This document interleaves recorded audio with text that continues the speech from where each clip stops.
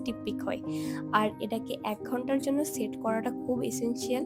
কিভাবে বুঝবো এটা স্টিপ পিক হয়ে ভালোভাবে সেট হয়েছে? এভাবে কেকের যে বাউলটা থাকে সেটাকে উল্টে দেখলেই হবে। এরপর আমি কেকের স্পঞ্জটাকে ডিমোল্ড করব। তো ডিমোল্ড করার জন্য যে বোর্ডটা আমার লাগবে সেটা তো বহুত বড় বোর্ড ছিল আমার কাছে। 1/2 কিলো কেকের জন্য ছোট বোর্ডই দরকার। তাই ম্যাঙ্গো বেকারির একটা বোর্ড আমার কাছে ছিল, সেটাই ইউজ করছি।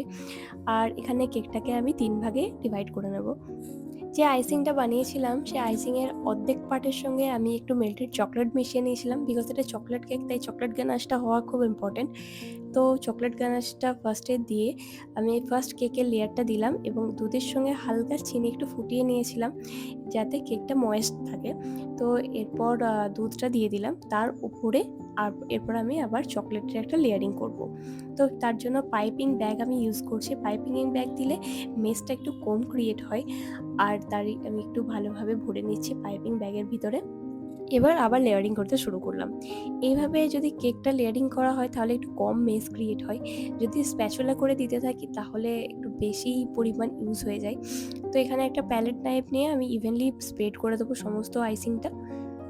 তারপরে সেকেন্ড লেয়ার আবার সেম রিপিট প্রসেস, দুধ দিয়ে ময়েস্ট করে নেব, তারপরে আবার আইসিং। এখানে একটা জিনিস খেয়াল রাখতে হবে, আইসিংটা যেন ইভেনলি স্প্রেড হয়, নয়তো একটু উঁচু নিচু হয়ে যাবে। এবার আমি দিচ্ছি থার্ড লেয়ার। থার্ড লেয়ারটা আরেকবার ময়েস্ট করে নেব, তারপর দেব নর্মাল আইসিং। এটাকে আমি ক্রাম কোট করে রাখবো, ক্রাম কোট করে প্রায় 1 ঘন্টার মতো ফ্রিজে আমি সেট হতে দেবো। তো এখানে নর্মাল আইসিংটা আমি ইউজ করছি এবং এটাকে ক্রাম কোট করবো, ক্রাম কোট করে এখানে 1 ঘন্টার মতো ফ্রিজে আমি সেট হতে রেখে দেবো।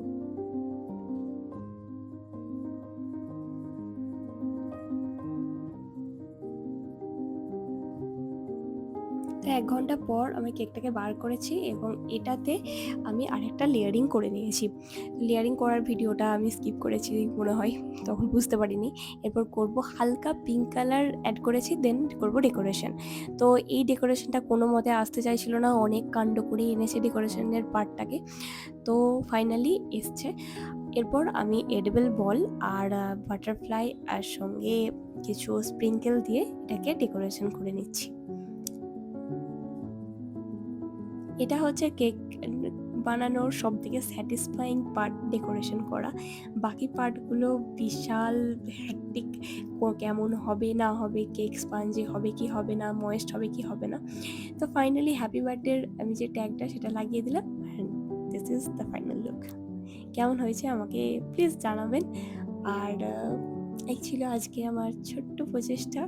রোজা রেখে শরীর অত্যধিক খারাপ অবস্থাতে ছেলেকে সামলে